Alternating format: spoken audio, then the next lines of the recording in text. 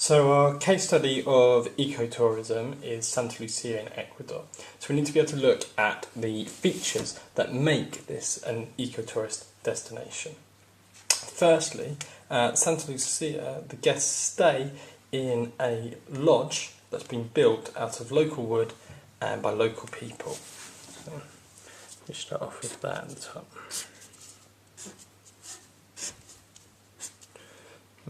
As I said, made out of local wood by local people. And on top of that, it takes a maximum of 20 guests, okay, at one time. Local wood. Now, one of the other things that they do, if we kind of lay it out a bit like a circle, I was kind of think that reminds me of this idea of being eco and eco-friendly. Put some trees in there, and also maybe a bird.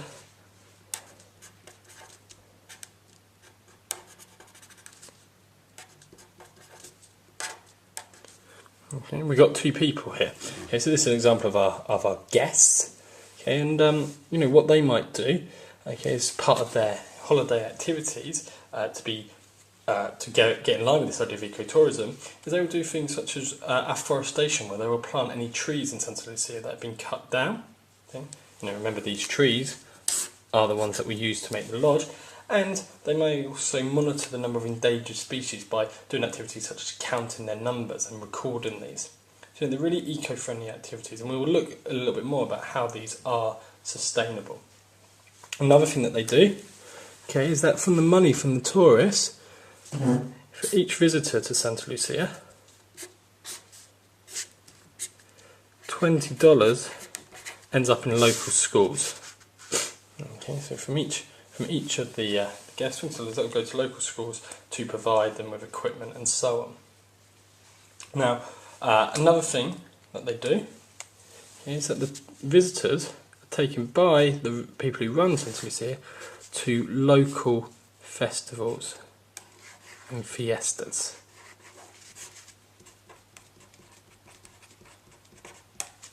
And we'll talk again in a little bit about the importance of that in terms of sustainability.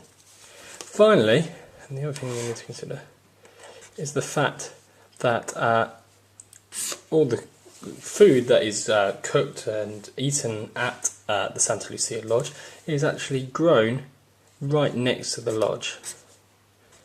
Okay, by the people who live there in an organic garden. So that kind of finishes off our features of sustainability. We now want to look at why these are sustainable and how we can classify these. So remember, when we're thinking about sustainability, we always want to classify it as either social, economic or environmental. So let's start off with the lodge. First off, okay, it is primarily environmentally sustainable. Okay, this is because it's made from local wood, so that reduces the carbon footprint of the lodge because its materials for its building haven't had to be flown in from a long way away. So there isn't any large mileage in getting the products that it's made from to where it's been built. But it is also socially sustainable because obviously its construction involved the employment of local people who use traditional techniques. The 20 guests, again, is environmentally sustainable because it limits the amount of damage. Only having 20 guests at a time, there's going to be a minimal amount of damage that they can do. Obviously, moving around to here, the afforestation and the planting of trees is environmentally sustainable.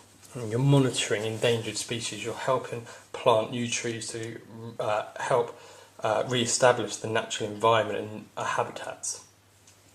Moving on to the $20 per school, actually this is socially sustainable and to a degree economically sustainable. It means that some of the money from tourism is actually going into developing into the community, and it's socially sustainable because obviously by putting that money into the school service, it's going to be helping people's lives. Now the fiestas, these are traditions that have been happening in Ecuador for a really long time that may have started to die out. But by making the tourists pay to come and visit these events, it means that not only will they carry on going, so local traditions are preserved, so that's obviously socially sustainable, but again, at these things, local goods and traditional goods may be sold to the tourists, which is economically sustainable. And then obviously, the final one is environmentally sustainable.